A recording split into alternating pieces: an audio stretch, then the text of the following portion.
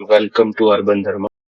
तो अभी अभी जो सिचुएशन चल रही है इंडिया यूएस के बीच में काफी टेंस माहौल है। अमेरिका जो बहुत ही अच्छा दोस्त है इंडिया का वो काफी अभी वियर्ड बिहेव कर रहा है। तो इसको समझते हैं जरा कि ये चालू कहाँ से हुआ। तो पहले पहले जो नेटो है उनके जो चीफ है मार्क रूट उसने धमकी दी कि अगर इंडिया रशियन से ऑयल बाय करेगा तो whether you are living in Beijing और in Delhi you will get hurt. पहले तो इंडिया बहुत ही सोच समझ के यूएस के किसी भी स्टेटमेंट को या नेटो के किसी भी स्टेटमेंट को सोच समझ के जवाब देता था, but now we have seen के वो अभी बोल्ड स्टेटमेंट भी देने लगा है। जहां इंडियन स्टेटमेंट रिलीज हुआ वहां पे बोला गया कि नेटो यूरोपियन देश और वेस्टर्न देश in short should caution against the double standards. तो ये बहुत ही बड़ा स्टेटमेंट है जो इंडिया ने उस वक्त दिया।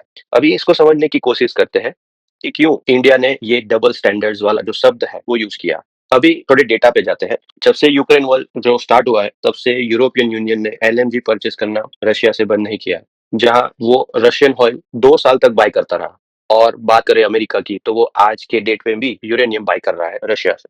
चाइना जो सबसे बड़ा इंपोर्टर है रशियन ऑयल का, वहां पे सिर्फ नेग्लिजिबल टैरिफ लगाए हैं और अभी भी ट्रेड डील की बात चल रही है। जहां इंडिया पे सिर्फ रशियन ऑयल बाय करने के लिए उनपे सैमसंग लगाए हैं। हाँ, अभी तो अमेरिकन मीडिया और वहाँ के जो मिनिस्टर हैं वो सैमसंग शब्द के शब्द को काफी यूज कर रहे हैं, जो कि नहीं होना चाहिए। अभी तो टैरिफ ही यूज होना चाहिए। तो इंडिया ने ऐसा देखा कि ये डबल स्टैंडर्ड हिपोक्रेसी हो रही है तो इंडिया ने बहुत ही अच्छे से बोल्ड स्टेटमेंट दिया है। अभी अमेरिका क्या चाहता है? अमेरिका के पास नेटो है, वर्ल्ड बैंक है, हालांकि वर्ल्ड बैंक में काफी हिस्सा चाइना के पास भी है, और इंटरनेशनल मॉनेटरी फंड्स भी है जिससे वो मैनिपुलेशंस करवा सकता है। हालांकि डॉलर का पावर भी हमने देखे हैं जो काफी इंपैक्टफुल रहे हैं पूरे वर्ल्ड में। The ultimate goal of America is to stop Ukraine and Russian war.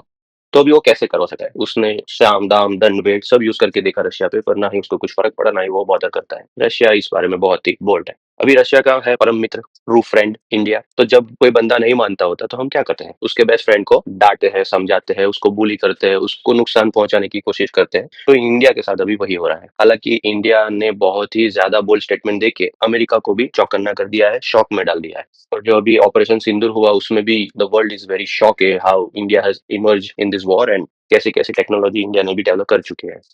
America की बात करें तो काफी जो लोन है वो पेंडिंग है, वो पे करना है इसी साल।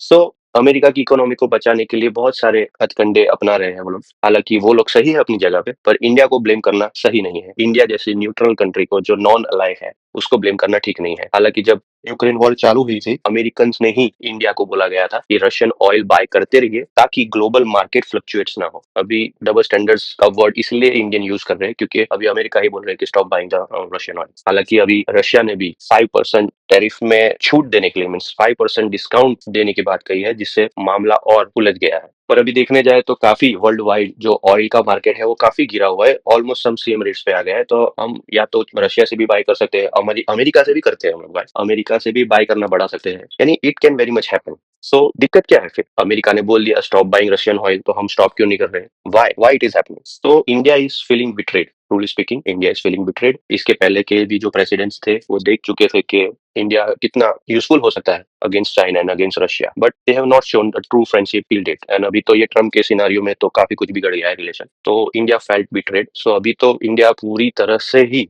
रशिया के पक्ष में जाएगा। सो लेट्स सी के क्या होता है। हालांकि ट्रम्प के एरा में इंडिया को चाइना के साथ खड़ा कर दिया है ट्रम्प ने, and now India and China is talking very well. They have open the channels, they have start importing exporting and all the channels whichever was closed by the Indian government and Chinese government. So it is happening very fast. Russia क्या चाहता है? Russia is trying to get half of the Ukraine. So जो Alaska में जो summit हुआ जो काफी fail माना जाता है, उसमें रशिया की तरफ से पुतिन ने काफी साफ तरीके के बता दिया कि हमने ये लैंड एक्वायर किया हुआ है और हमको वो चाहिए, which was not negotiable at the end of America. So उसमें जेलेंस्की को इंट्रोड्यूस करना पड़े, ऐसा था। ट्राई फेस एग्रीमेंट होना था जो अभी ट्रम्प ने वॉकआउट कर दिया उससे। सो अभी पता नहीं यूक्रेन एंड रशिया अभी बात कर पाएंगे नहीं कर पाएंगे, तो ये वॉर अभी लंबा खींचेगा। और अगर मीन इजराइल ने ईरान पे हमला कर दिया, which is very true to happen, कुछ ही टाइम पे ये हो सकता है, इट्स ऑन द पीक, तब थोड़ा क्रूड मार्केट भी डगमगा सकता है। इसलिए इंडिया भी चाहता है कि वो रशिया के साथ ही जुड़ा रहे, क्योंकि आने वाले समय में क्रूड का मार्केट थोड़ा डिस्टर्ब होने की पॉसिबिलिटी है, क्योंकि ईरान पे हमला होगा which can very much happen. So हमने देखा कि नेटो को यूज करा आईएमएफ को यूज करा, नेटो को यूज करते हैं। नेटो जब इनिशियली स्टार्ट हुआ था तब वो 12 कंट्री का समूह था। The main objective of NATO was to stand against the USSR, जो 15 कंट्रीज का एक समूह था। यूएसएसआर यूएसएसआर को तोड़ने के लिए नेटो को खड़ा करा।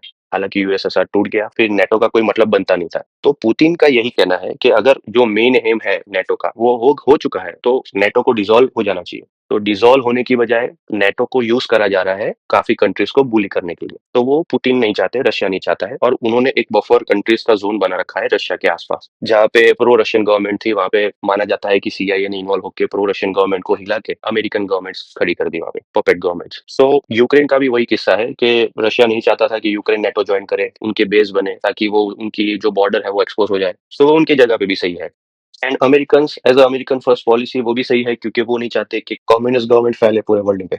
सो let's see what are the updates in near future. India को अभी काफी टफ समय से गुजरना पड़ रहा है ये सब की वजह से, ताकि अगर इंडिया तो सबका ही फ्रेंड है, तो अगर कोई फ्रेंड्स के बीच में प्रॉब्लम होती है तो ऑफ कोर्स जो न्यूट्रल फ्रेंड है उसको काफी दिक्कतों का सामना करना पड़ता है। तो अभी ऐसी सिचुएशन इंडिया की। हालांकि इंडियन गवर्नमेंट में भी काफी हिलचाल महसूस करी जा रही है, उसके लिए मैं अलग से वीडियो लेके आऊंगा। और let's see what are the topics we can cover in near future. Stay tuned, good bye.